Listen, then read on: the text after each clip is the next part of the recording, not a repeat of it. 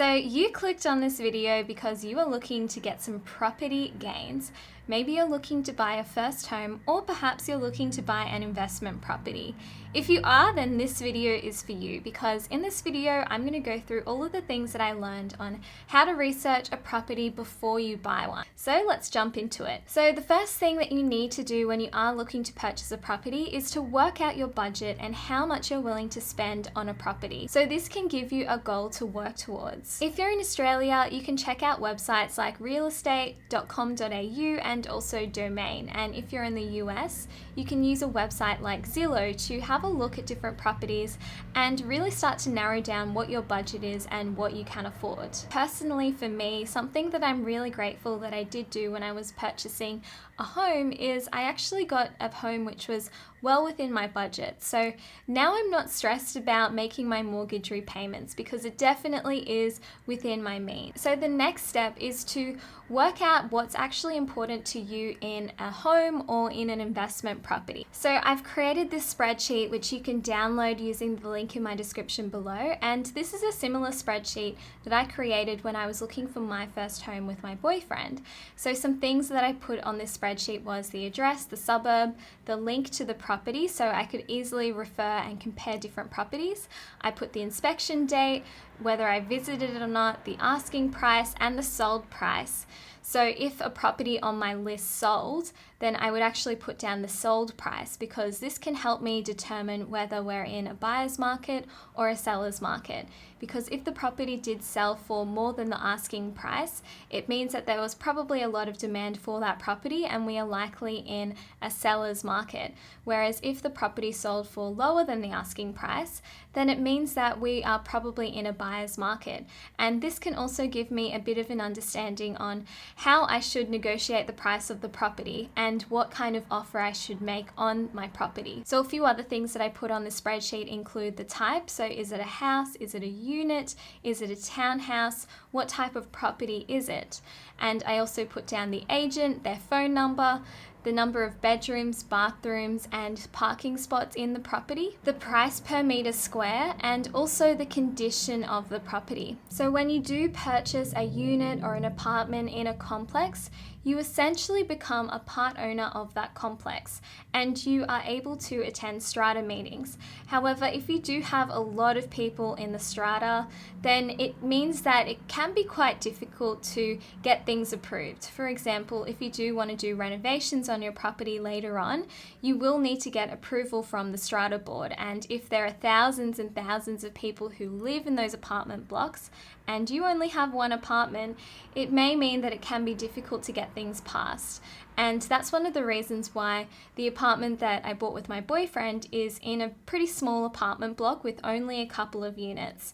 So it means that we do have quite a lot of power when we do go into those strata meetings, because there are only a couple of units in the apartment block. And something else I also like to have a look at is the amount of rental yield that I could get per week or per month. So when you are looking for properties, whether it be a home to buy or a home to rent, I think it is really good to analyze different properties and really compare them in a spreadsheet. So then all of these listings are in one place and they're really easy to find. And by the way, if you're enjoying this video so far, make sure you smash the like button on this video.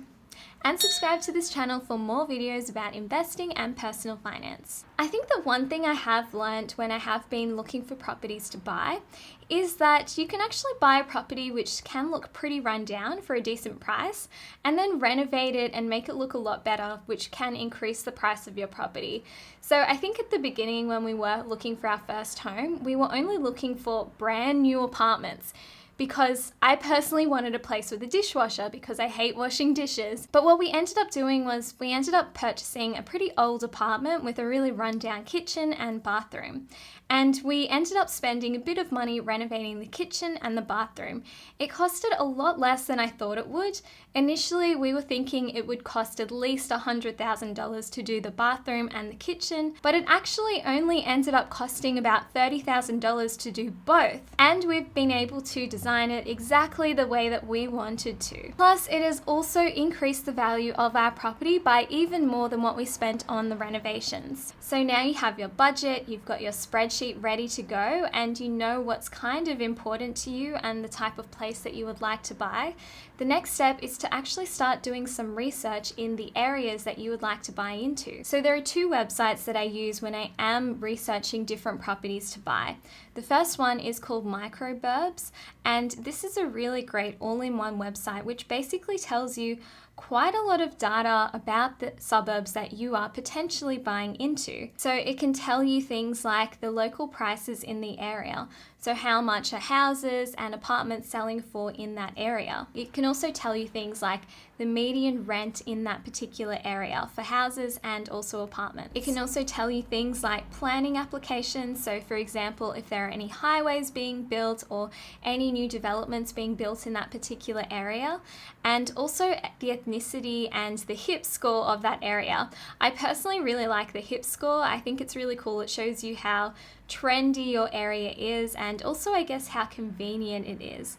It also has things like the family score, which is basically how close it is to different schools, the affluence score, the safety score, and also the lifestyle score, which basically shows you things like how close this suburb is to different restaurants and cafes and basically convenience. I do find it to be relatively accurate, and I think it is a good place to get a snapshot of the area that you're looking to buy in, especially if you're not too familiar with the area that you're buying in. So another website that you can also have a look at is called Walk Score, and I actually got this tool from Hunter Galloway. So he was talking about this tool in one of his videos, and I thought it was a really interesting tool as well, and one that I haven't heard of. So this tool is really good to have a look at if you are looking to rent out your property, and it basically gives different properties a walk score or convenience score.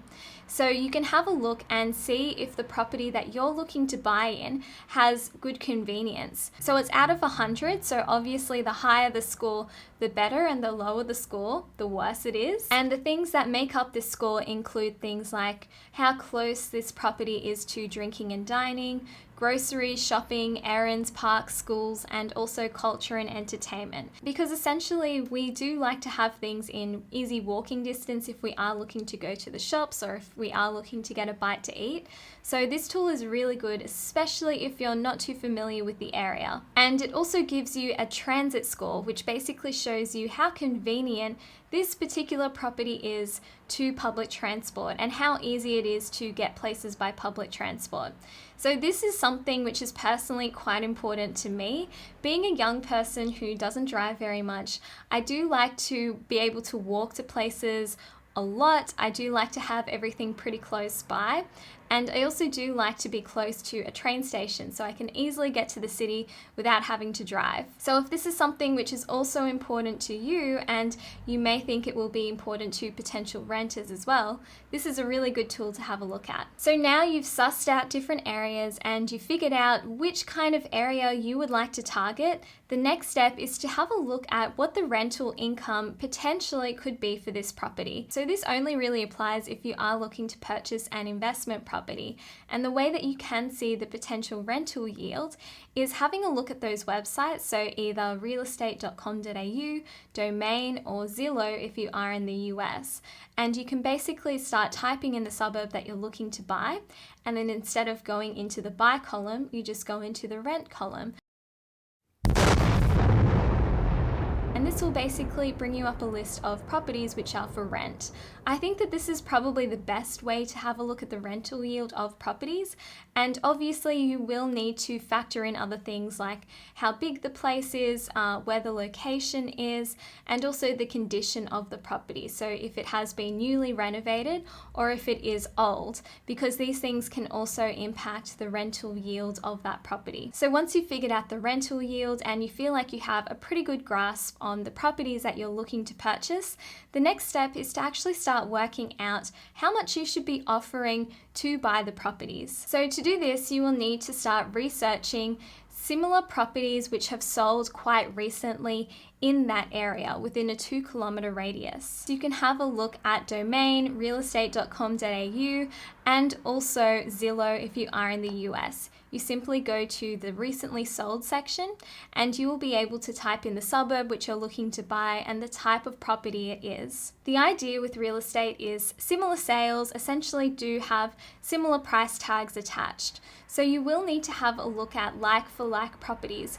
For example, the same type of property, so whether that is a house, a townhouse, a unit, or an apartment. You'll also need to have a look at places with the same amount of bedrooms, bathrooms, parking spots, and also garden or pool areas if they do have that. It's also important that they do have the same or similar land size as well, and the sale should be as recent as possible, because if the sale has occurred quite a long time ago, it may not be relevant anymore because the property market does move quite quickly. And the property should be in the same or similar property condition, because all of these things do affect the price of the property and the price that you should offer the property for. So once you've had a look at all of these things, I think it's really important to start making a list of all of the similar properties and working out how much those properties sold for. And this can give you a guide of how much you should be offering for a property. And it can also be a really good tool in your negotiations when you are trying to negotiate the price of a property, because you do have similar sales data to back it up with. So those are all my steps on how I research a property before I buy one. And I'm actually going through all of these steps now because I'm actually looking to purchase a house in the next 6 months. And this will be an investment property. If you did like this video, make sure you smash the like button on this video and subscribe to this channel for more videos about investing and personal finance. And let me know down in the comments below, have you bought real estate before, or are you looking to buy? I would love to know your thoughts down in the comments below. Thank you so much. I'll see you in the next video. Bye! And if you'd like to see some more videos, I've got some links to some videos here, so make sure you click the links and click through to another video.